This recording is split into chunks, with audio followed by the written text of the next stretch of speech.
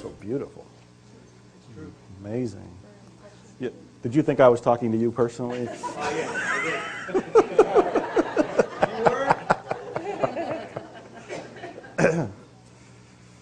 What kind of questions do you have? We have one right over here from Beth.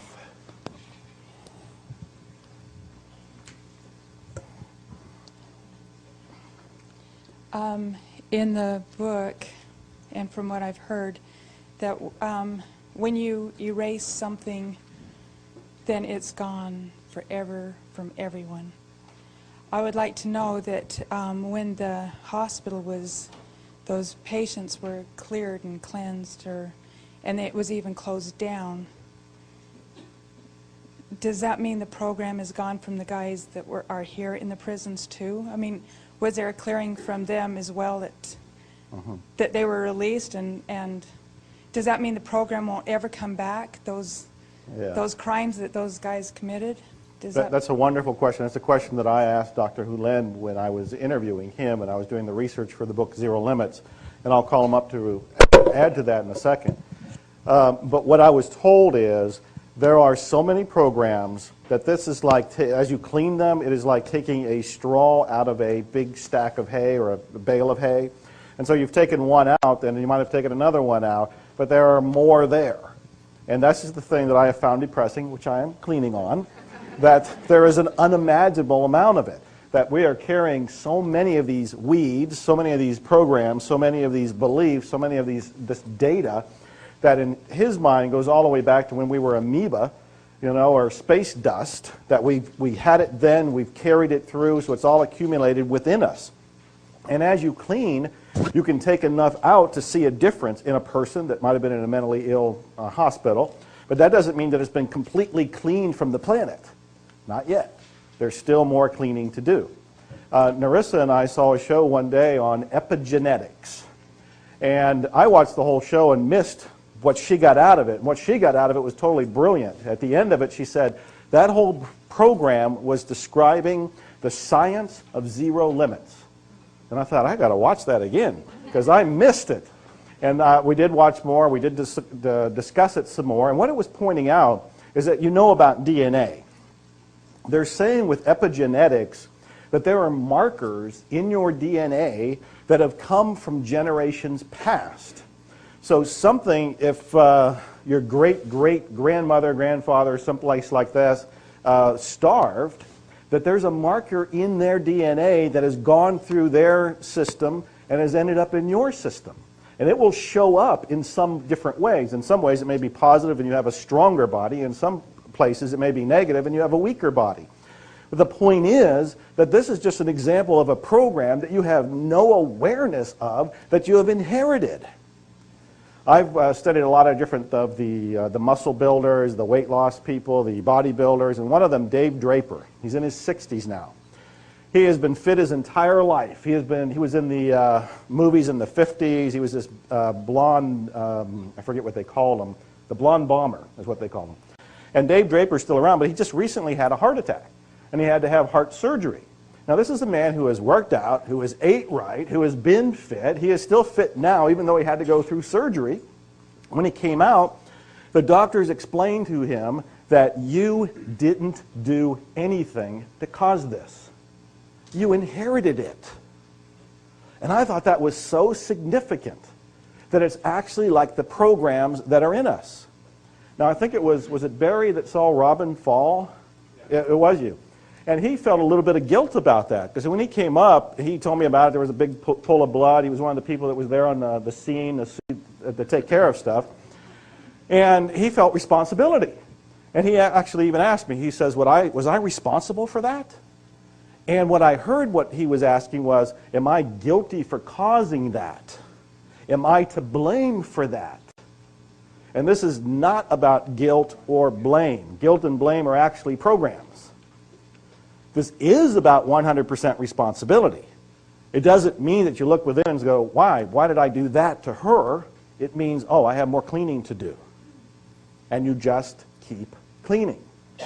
So when it comes to these mentally ill patients and so forth, as I understand it, and I do want to hear what he has to say because he was there. I'm just telling you from a journalistic kind of investigator's point of view, what I've learned is that there are more programs to clean.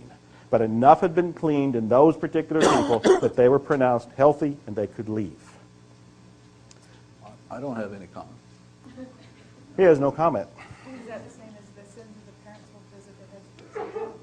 Wow, she says, is that the same as the sins of the parent will visit the heads of the children? No, it means that you are responsible to clean it up. So no. See, you're going genetic. No, you're looking away from yourself, and it's never going to get cleaned up unless you look only at yourself. Only. There's nothing out there. One of the things I learned from Morna a long time ago, no matter what came up, she would say, "Look at yourself. Look at yourself." Now you're trying to fuss around with information. You're not gonna get the information. You're only gonna get the information out of inspiration. You're going to get stuck in that stuff. And that's the only reason I'm here, saying you can unstuck. But if you're trying to figure out how, now at Hawaii State Hospital, only Divinity knows. I just did my cleaning, so Divinity decides which gets cleaned up. But I know one thing, the cleaning I did there will go on that land forever and ever until it's all finished up. Forever and ever. So anytime my friend Joe, where's Joe? Joe or I or you do any cleaning, once you start it, it will go on forever and ever until it's done. But if you're fussing around trying to figure it out, it's not going to go. So every time my friend Joanne there, who works with folks who have difficulty, you have folks who have difficulty, people don't, like immigrants who don't have, illegals. So now she works with people like illegals who cannot find jobs, but her job is not to get jobs for them. Her job is to clean, and the Divinity will provide. But if she's stuck in the stuff like, for example, why would somebody from Mexico want to come all the way up to Hillsboro, Oregon? What is that urge in them that would cause them to do that? That would cause them to lose their family. Thousands of children die every year trying to cross. But why does a person want to go to Hillsboro, Oregon? What do you suppose that might be so? Yeah, because there's something in him that says, this is where I'm going to find freedom. Something that pushes him, and he has no idea.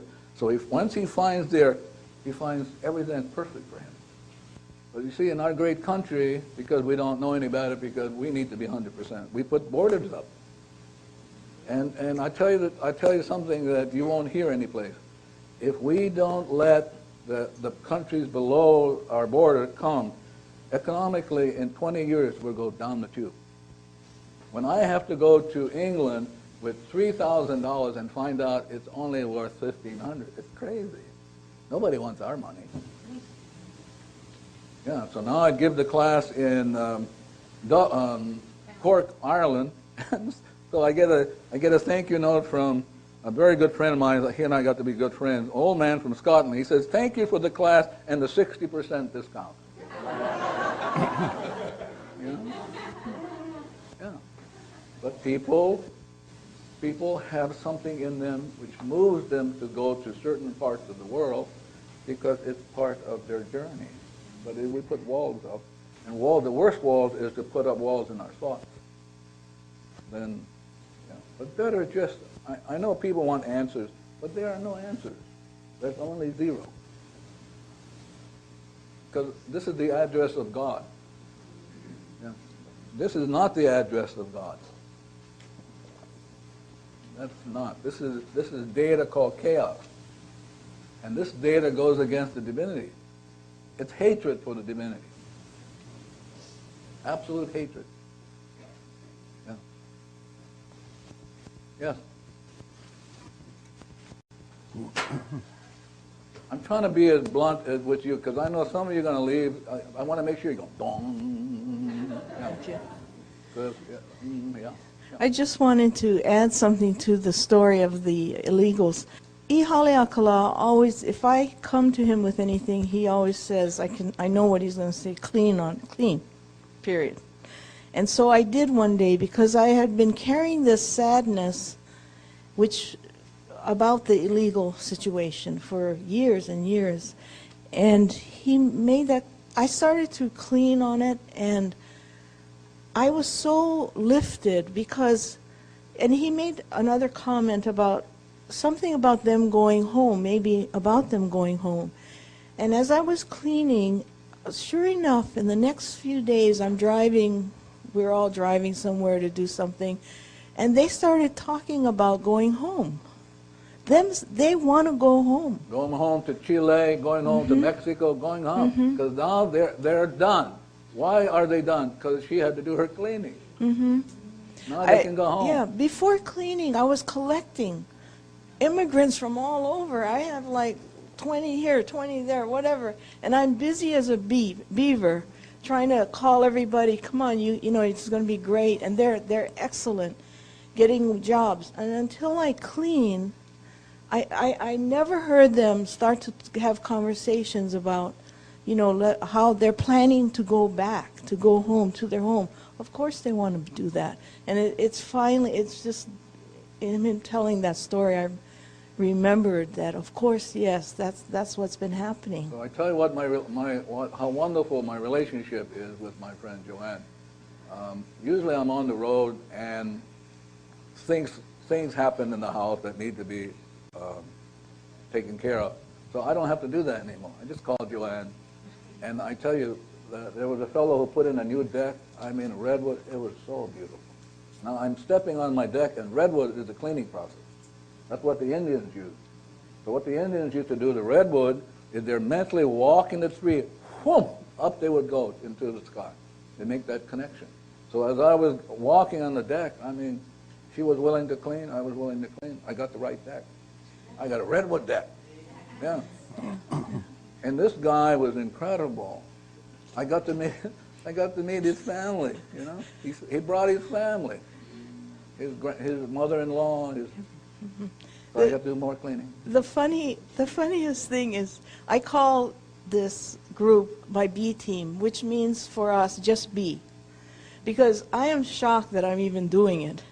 So you know, by cleaning, I mean, I used to be a tennis and golf coach, and all of a sudden I have this other career pop up, and I'm just doing this whole immigration thing, and I just find it hilarious that, why am I doing this? I have no clue. It's there, I'm working away, and he has, I feel so sorry for Ihaliakala because somehow, I don't plan it, but every time we're even near his house, he's seeing all of the B team, their families, and whatever. It looks like a church service, and we didn't plan it. They're lined up outside his door. Have you ever been around people who only speak Spanish? They come really close to you. And I just crack up because he's so kind. He doesn't, you know, he's just like he was expecting them. And it was like... So anything else that you can ask me or my friend? Oh, cool.